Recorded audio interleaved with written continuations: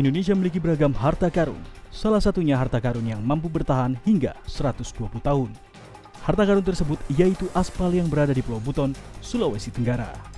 Presiden Joko Widodo menceritakan bahwa beberapa pekan lalu, ia sempat melakukan kunjungan ke Pulau Buton dan menemukan bahwa terdapat deposit aspal sebanyak 662 juta ton. Presiden Joko Widodo menjelaskan, 662 juta ton aspal ini dulunya pernah diolah di Pulau Buton. Namun, pengolahan aspal akhirnya di-stop karena dinilai kurang ekonomis. Presiden meminta dalam 2 tahun produksi aspal dapat dilakukan kembali. Sebab 95% kebutuhan aspal saat ini masih berasal dari luar negeri. Menteri Investasi dan Kepala BKPM Bahlil Lahadalia menjelaskan, kapasitas Buton saat ini baru mampu memproduksi 100.000 ton aspal per tahun. Angka ini dinilai masih kecil jika dibandingkan dengan kebutuhan aspal tanah air yang mencapai 5 juta ton per tahun.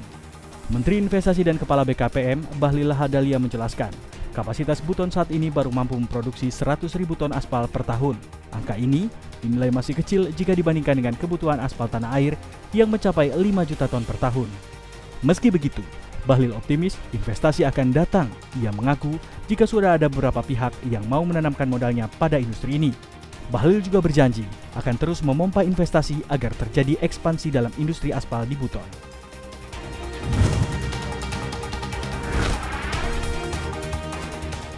Presiden Joko Widodo kembali menyinggung pemerintah pusat dan pemerintah daerah yang masih sering belanja produk impor. Jokowi mengatakan uang negara didapatkan susah payah dari pajak, royalti, hingga penerimaan negara bukan pajak atau PNBP, sementara pemerintah pusat dan daerah masih sering belanja impor. Oleh karena itu, kementerian, pemerintah daerah, hingga BUMN akan diminta komitmen untuk belanja produk lokal. Komitmen pembelian produk dalam negeri mencapai 950 triliun rupiah di awal Oktober 2022. Realisasi sudah mencapai 487 triliun rupiah. Rincian realisasinya adalah BUMN 72%, sementara belanja APBN dan APBD 44%. Jokowi mendorong agar pemerintah terus berkomitmen membeli dan menggunakan produk dalam negeri, serta menggunakan kartu kredit pemerintah domestik pada awal 2023 untuk meningkatkan efisiensi dan transparansi dalam proses pembayaran.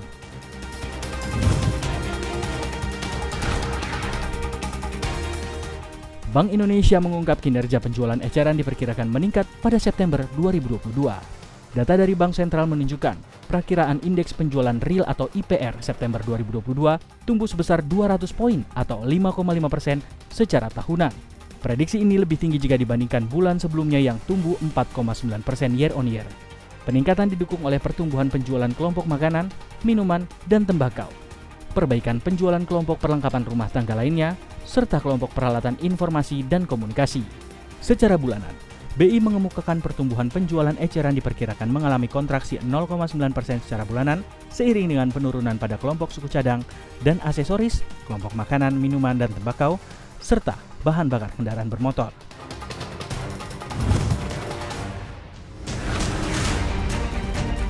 Bank of America memperingatkan upaya The Fed mengendalikan inflasi dengan menaikkan suku bunga akan membuat ekonomi AS kehilangan 175.000 pekerjaan per bulan.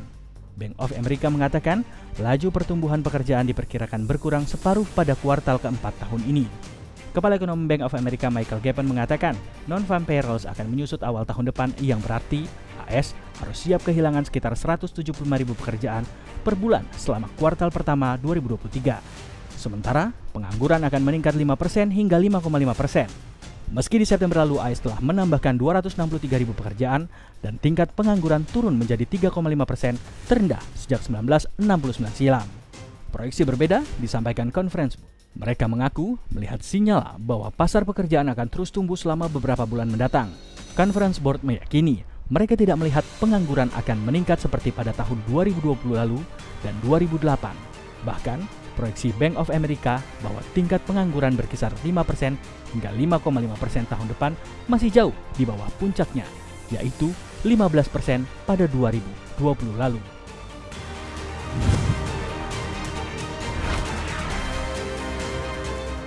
Krisis global bukan isapan jempol belaka. Sebanyak 54 negara yang menjadi tempat bagi lebih dari setengah penduduk miskin dunia kini tercekik oleh utang yang berpotensi tak bisa dibayar. Kepala UNDP H.M. Steiner mengatakan, krisis makin intensif dan meluas ke krisis pembangunan yang mengakar di puluhan negara. Tanpa bantuan segera, setidaknya 54 negara akan mengalami peningkatan tingkat kemiskinan. Sementara itu, negara-negara yang terkena dampak adalah diantaranya yang paling rentan terhadap iklim dunia. Menurut laporan UNDP, 46 dari 54 negara telah mengumpulkan utang publik dengan total 782 miliar dolar Amerika Serikat pada 2020. Argentina, Ukraina, dan Venezuela menyumbang lebih dari sepertiga dari jumlah itu. Sepertiga dari semua negara berkembang diberi beberapa label seperti risiko substansial, sangat spekulatif, dan gagal bayar. UNDP mendorong agar semua negara mengambil langkah preventif.